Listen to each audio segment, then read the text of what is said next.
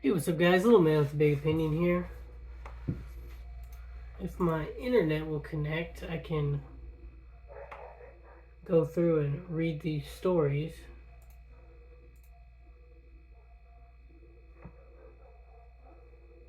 Checking network connection. Well, the first story that I briefly read a little bit about, um, and see, now it's even updated some more. I saw that the U.S. was going to send some Abrams to Ukraine. Didn't tell my printer to print anything. Still very interesting. Stand by.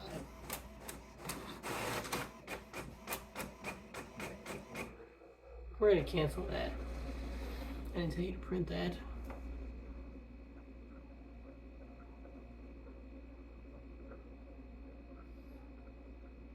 But the new update, this says in the last hour, Germany has also agreed to send tanks to Ukraine as well. Didn't know about that.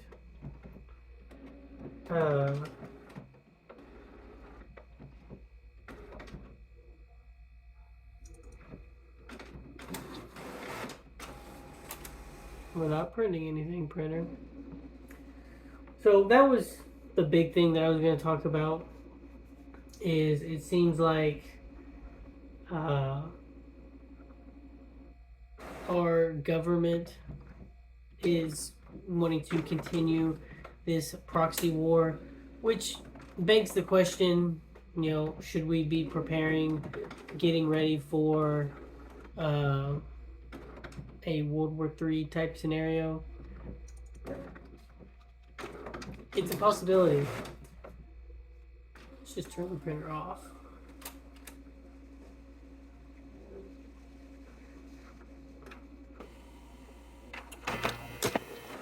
Shutting down. I like that. Something I saw on my drive home from work. Meta, Facebook, and Instagram's parent company is going to restore Donald Trump's Facebook and Instagram accounts. If he goes back on the platform, is still yet to be seen. This is also new. Let's click on this one. This one doesn't really have anything to do with prepping. There was a school in Virginia where a 6-year-old shot his teacher. And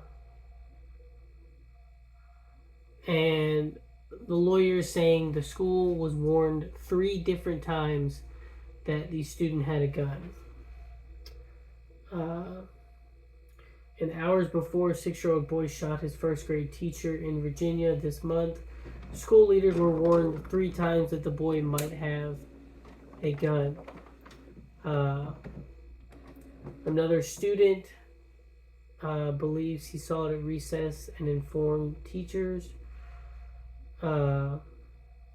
Teacher's going to file a lawsuit.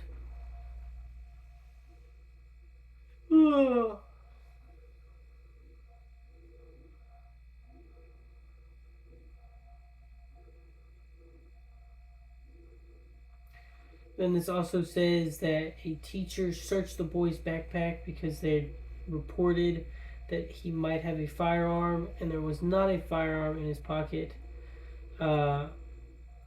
Around 12:30, she believed the boy had put the gun in his pocket before going outside for recess. Instead of searching the boy, an administrator dismissed the threat, saying the 6-year-old has little pockets.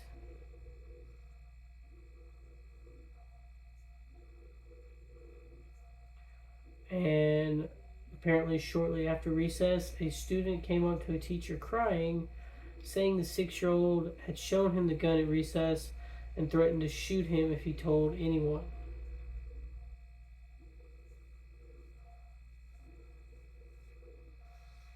The administrators didn't lock down the school, they didn't call the police, they didn't evacuate the building, they did not confront the student.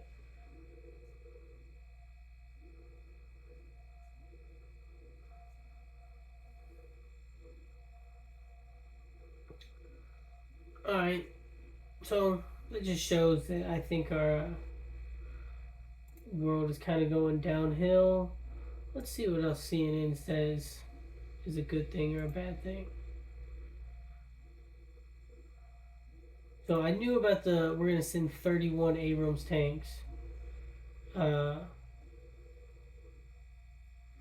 Germany will send 14 of their Leopard 2s. This comes as repeated requests from Western allies for modern tanks as it looks to retake territory and prepare for an anticipated new Russian offensive this spring.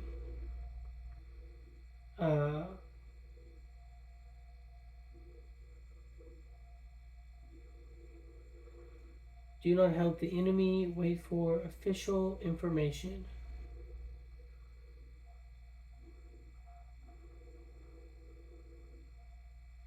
So it's not really a significant amount when it comes to the United States.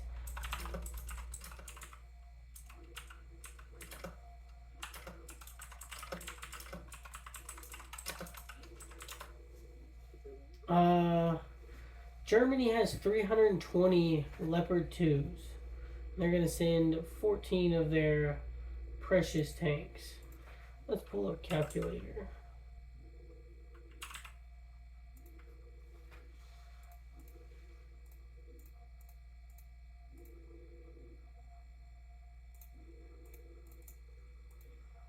Comes out to about 4%. Again, not a significant number, but they don't really have all that many tanks to be sending anyways. And it just furthers, like, as a history teacher, we're right in the middle of World War II for the U.S. history class. And even when we talk in World War II, we have a small discussion on, laying the groundwork for the Cold War. And, we kind of got off on a tangent today because that happens when I teach sometimes. And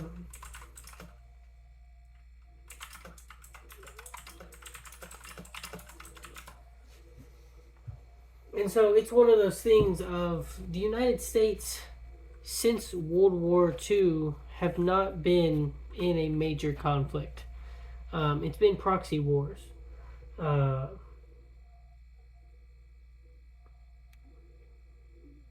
And so that's one of those things of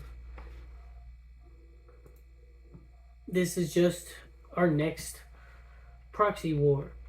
Now for the U.S., we've built a little over 10,000 of these tanks. About 8,000 of them are in U.S. possession. So a much lower significant amount of our tanks being sent off. And in all honesty, we've had this tank since the 80s, and we've been doing upgrades and different things like that. We probably didn't send the best top of the line Abrams that we have. But at their original cost was $6.5 million, and now they're just under $9 million. We're sending them right at $300 million worth of tank. And $300 million is a drop in the bucket of the billions that we're sending over there. And there was a report several days ago talking about we might be running low on munitions. The military gets contracts or awards contracts to different companies to provide their munitions, and we've been sending and training with more than we have been putting aside. So if we do plan on, doing anything globally, we probably should be sending all of this stuff. And at the moment, I think both sides are really just sitting around waiting for things to warm up. So we're getting pretty close to a year of this conflict going on, and we've spent several billion on this conflict. Estimates that I've seen from different people on podcasts and news articles and things like that, this thing could keep going for another couple of years, or it could keep going for another decade or longer. Both sides would need to gain something for them to really consider making a treaty. And as it currently sits, Ukraine doesn't want to give up anything. It seems like to me Russia wants a warm water port. But it also seems like every 5 to 10 years, Russia wants something more that they had given up in the 90s after the Cold War.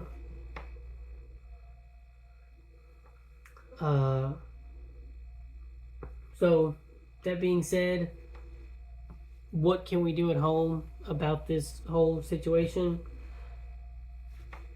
I just type in what's going on in the news today.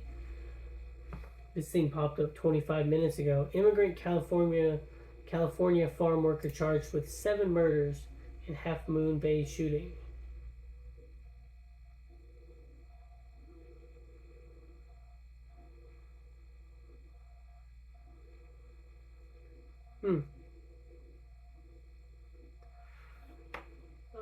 Two shootings at 2 mushroom farms. Didn't know about this. 66-year-old immigrant.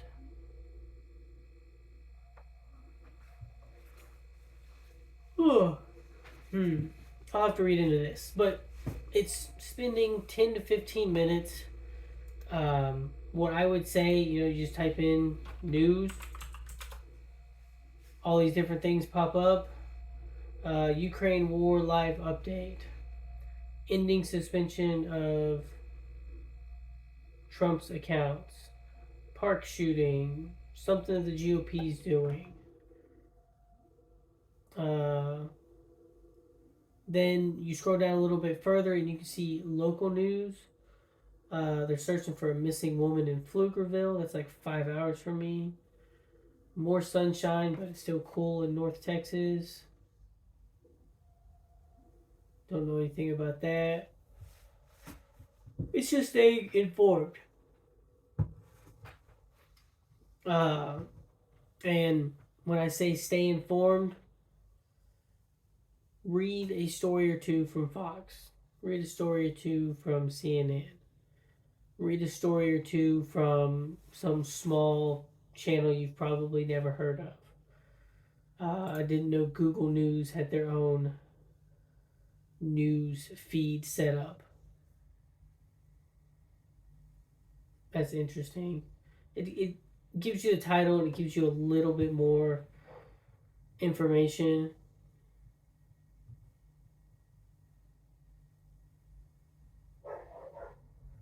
That's really old. Talking about the Philadelphia and New York Giants game. And then it starts throwing in weird stuff.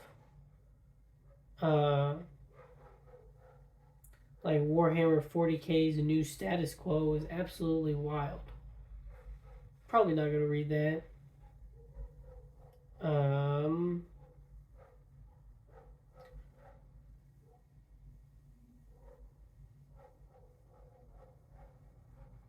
And then you go, I kind of like the Google's take on this. Because then they've got stuff going on with the world. Apparently there's protests happening in Peru right now.